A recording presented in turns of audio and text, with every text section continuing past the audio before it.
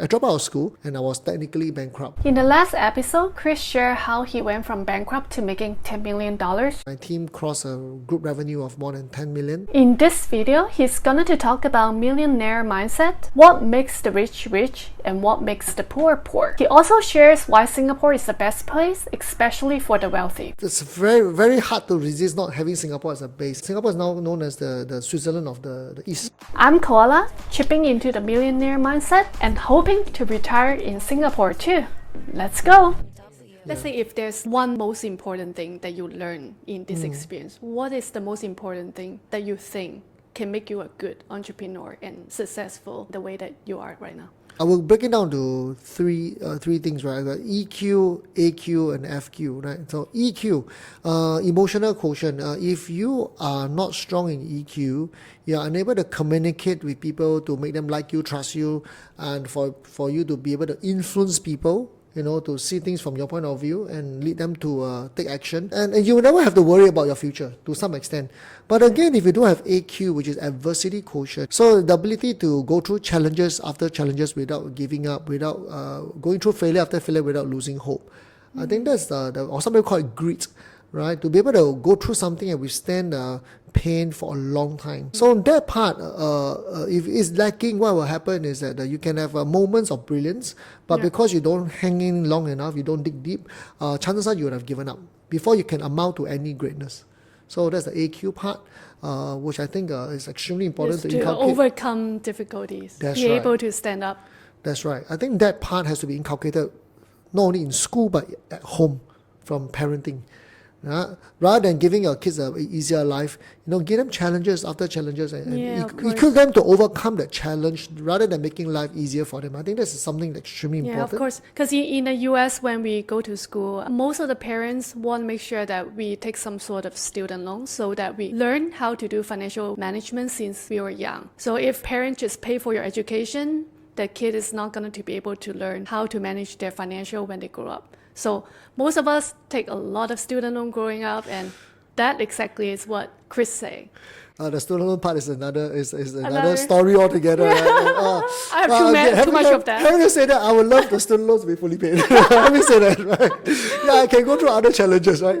So coming back, so that's the AQ part. And so if you have good AQ, my guess is given time, all right, you will amount to something. But at the end of the day, FQ, you don't have financial quotient. You're unable to better manage your finances. If you're unable to learn how to invest, to build passive income, to build wealth, then you can have a fantastic career, fantastic business, but at the end of the day, you will not have wealth. You will forever depend on your active income to sell time for money. So the student loan can solve two of these three, the AQ and the FQ. Perhaps. That's right. Yes. So pretty much I hope I answer your question. Awesome. What is the millionaire mindset in your opinion? Okay, so coming from a poor family or below average, right? I realized that the lessons we learn from the average parents are very different from the lessons taught by the rich. By rich, I mean people who are usually in the 8-9 figure net worth and above.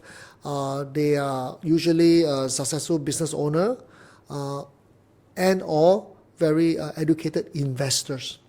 Right, so I will always use this example. Right, the primarily two categories of people: the rich and the rest. Right, the rich focus on exchanging time for assets, for wealth, for passive income, whereas for the average, they focus on selling time for money. They focus on earning money instead of making money. So let me put it very plainly: when the government prints money, it doesn't earn money; it makes money. Right, a person who came up with a Bitcoin, he makes money. Right, person who brings the float the company, the IPO, he makes money. Right, so that's how the rich differ from the rest. They'll focus on building assets. What are assets? The database is your asset. Your followers online, like your socials, your asset. Your brand equity. Make sure to follow this channel just please in do. case you smash forget. the like button and smash the subscribe button. That's right. Support, okay? Personal assets, which are like stocks, properties, etc. You also have business assets, right? So we include your brand equity, your systems, etc. So the focus is very much different. So for example, so when I was in the financial planning industry as a leader, I was recruiting, I was training, I was coaching, right? Just like any other agency leaders out there. But what I was doing is that I was concurrently turning my capabilities into training assets, slides, scripts,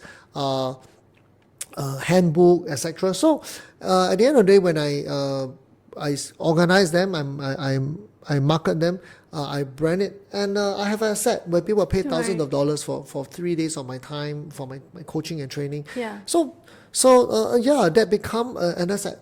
Yeah, and also you have all these resources now to set up company in other places. Why do you choose Singapore to set up all your business? I would say that if you look around the world, Singapore is one of the few, I don't know whether it's the only, but it's probably the few country that doesn't have inheritance tax. It doesn't have any capital gain tax. And that is massive. Massive, Yes. especially for rich people. Yes, Everyone exactly. is moving here. That's right. So there's a reason why Singapore is successful in attracting a lot of talent from the region, as well as a lot of wealth from different part of the world, right? From China to the different part of South Asia, even from US. You have people like Eduardo Savarin, the co-founder of Facebook, that's already here. Yep. All right, and you got so many people, Yep. right? Jim Rogers is And the Ray commodity queen. And Ray Dalio is also Ray here. Dalio is also looking at his Yeah. family office here as well. Yeah, exactly. Yeah, there was a real reason why, right? And I think this is a fantastic country that's very well managed.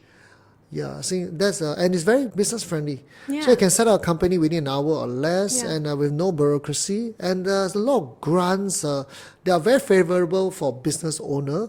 That provide employment. So Yeah. really, it's very very hard to resist not having Singapore as a base. And not only that, the financial platforms, the infrastructure here is world class. In fact, Singapore is now known as the Switzerland of the East. Switzerland. That's right. That's right. I think Singaporeans think Singapore is better than Switzerland. I If would you s- agree, comment below. Okay, it's controversial, right? But, yes. Yeah. I think every country they have their strengths and weaknesses. I would say that, yes. But yes, personally, I love Singapore. Yeah. My last question is, how are you going to live your retirement life? Well, in fact, I'm quite inspired by you. You know, the Krazy Koala with the K, right? It's like Just call me Koala. Yeah. Yeah, Koala. You have traveled to 189 countries. Yeah. Right. I'm not that ambitious, so I would love to be able to spend a couple of months in different countries with my wife, and to experience life. I truly believe in Actually, I'm quite flattered what Chris is saying, but because he's on my channel, of course, he has to. No. I really. I wanted to become a digital nomad. And I started from 3 years ago. I had that dream, but there are certain responsibilities that I have to carry, and I can't just live like that. But right now, what I'm doing is that with all the businesses that I have, I think I can operate them online. I have teams that are making things happen on the ground. So I'm doing whatever it takes to systemize the business so that I can operate it from Japan, from Eastern Europe, from different part of the world. Awesome. Yes. So thank you so much for sharing your amazing journey with us. Chris, do you have anything you want people to check out your website? Yeah, do check out my channels and Chris Chan Live. Right, I'm on TikTok, Instagram, as well as YouTube. So look forward to see you. Yeah, get to know you better. Yeah. Cool. Yeah, make sure to like, subscribe, share the video, and see you guys next See time. you. Hope you enjoy. Ciao. Bye. Ciao.